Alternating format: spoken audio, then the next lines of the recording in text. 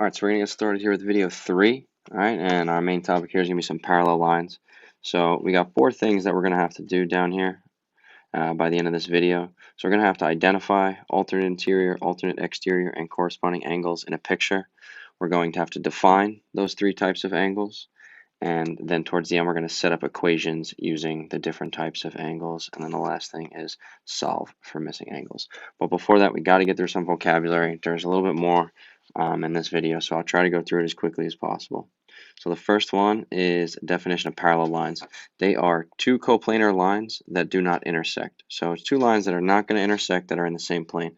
So an example here on this picture would be like line D to A and line B to C. All right, those lines are in the same plane. All right, they're both in this plane here, the top plane, and they will never intersect. So let's have that here. If you want, you can try to think of another pair of parallel lines, and you can show me in class, and we can go over if that's right or not, just to see if you have the right idea.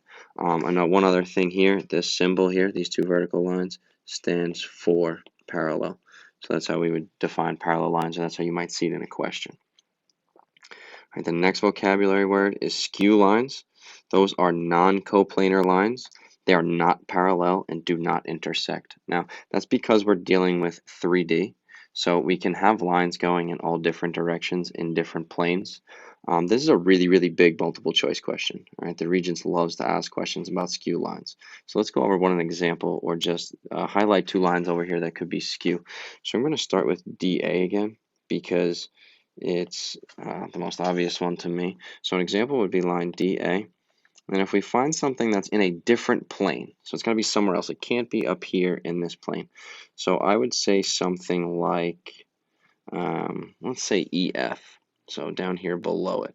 So these 2 lines would be examples of skew lines, right? They're not in the same plane, and they're never going to intersect because DA is up here in this plane and EF is down here in this plane. All right. The next vocabulary word is parallel planes. Those are 2 planes that don't intersect.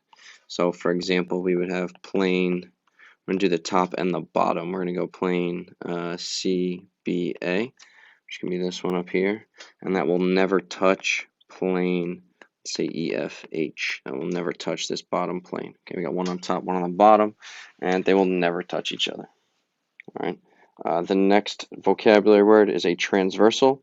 It's a line that intersects 2 or more lines. So here is line R. Okay, line R is our transversal. We can even write it over here. It's going to be line R. All right. And when we start to deal with parallel lines, we're going to have to know what interior angles are and exterior angles. So interior angles are angles that are in between 2 parallel lines, and exterior angles are angles that are outside of the parallel lines, or in this case, just these 2 lines. We have line L and line M.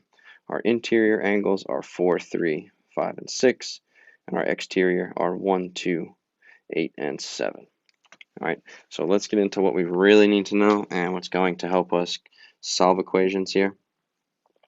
By request from you guys, I did type out these notes here so that you can read them a little bit better. Some people said it was a little hard to read when I wrote on here.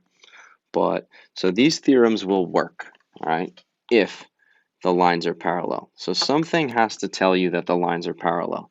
And in these examples, I wrote it for you in notation here that line L is parallel to line M. And we'll also talk about different ways that we can determine if lines are parallel. So alternate interior angles. If a transversal intersects 2 parallel lines, then alternate interior angles are congruent. Okay, so given line L is parallel to line M, the other way you're going to see that is there are going to be arrows drawn on the lines. Okay, so interior angles. Our interior angles are 3, 4, 5, and 6 because they're in between the 2 parallel lines. Now, word alternate, what that really means is that they're on opposite sides of the transversal. So, for example, in this one, angle 3 is congruent to angle 6, and angle 4 is congruent to angle 5. So those are 2 examples of alternate interior angles. All right, the next one is alternate exterior angles, and that says if a transversal intersects 2 parallel lines, then alternate exterior angles are congruent. So again, we have the same given statement, line L It's parallel to line M. So we're looking at the exterior angles here, which are 1, 2, 7, and 8. And the alternate part means that they are on opposite sides of the transversal, which is line T. So we have angle 1, which is going to be congruent to angle 8. Right? They're on opposite sides of the transversal, and they are outside. Angle 1 is congruent to angle 8. And then on top of that, we have angle 2 is going to be congruent to angle 7. Right? That's an example of our alternate exterior angles. The next one is corresponding angles. Right? Corresponding angles is a different word. You probably haven't heard the word corresponding, or it doesn't make the same sense that interior and exterior make. But again, we have to start with parallel lines. That's the only way this will work. The way I like to think about corresponding is I like to think of corresponding as the same location.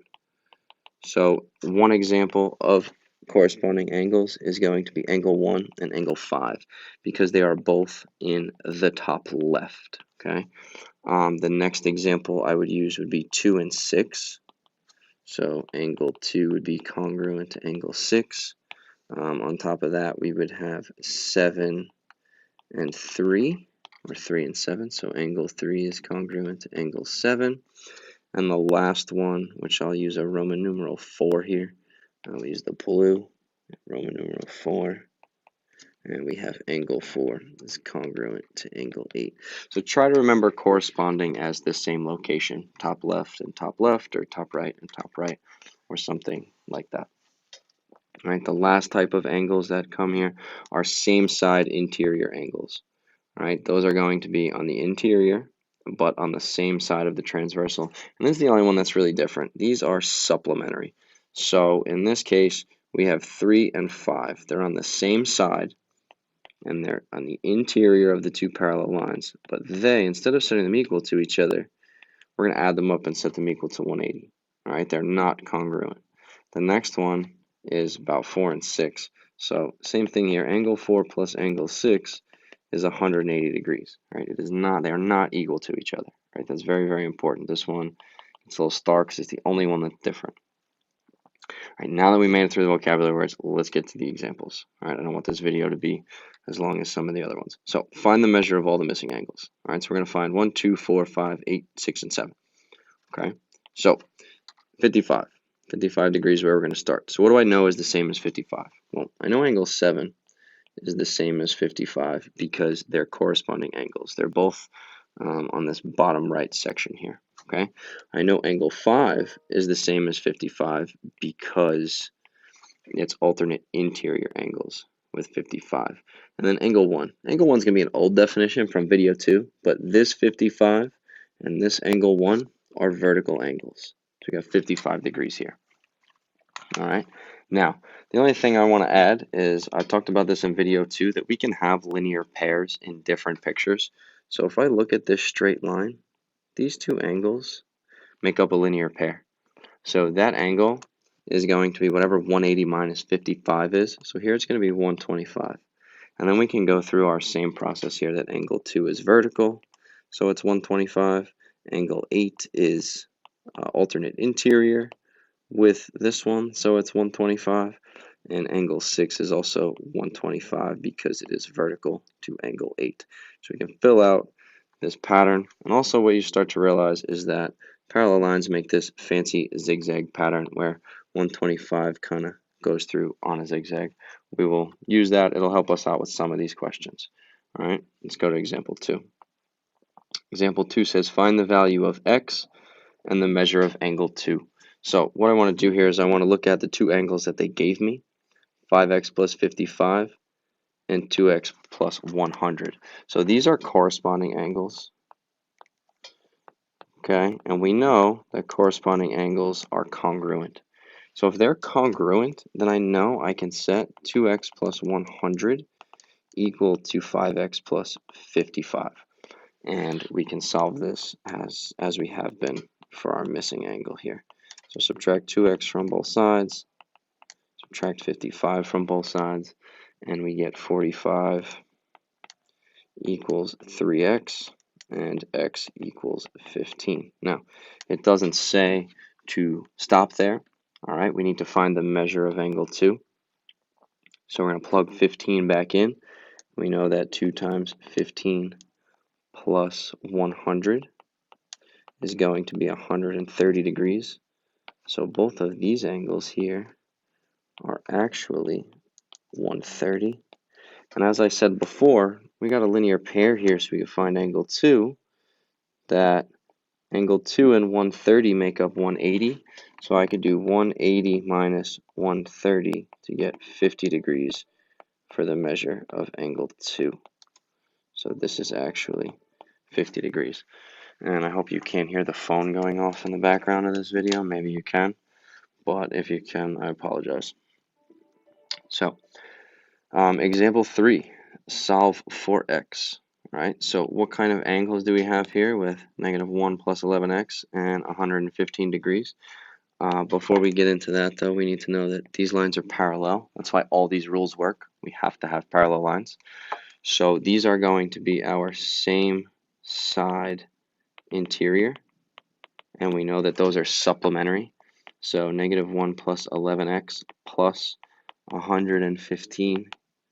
Oh, that was bad, sorry. 115 equals 180. So we solve from here. We get 11x plus 114 equals 180 degrees. Subtract 114 from both sides. 11x equals 66, and x equals 6. All right, we're actually not going to do this fourth example because we haven't gotten to triangles yet, so I made a mistake in putting this one here. So don't worry about that one just yet. We'll come back to it when we do triangles. Just don't forget any questions that you have about the video and a short little summary before you get into the practice. All right, and that's really it for video 3. I'll see you guys for video 4.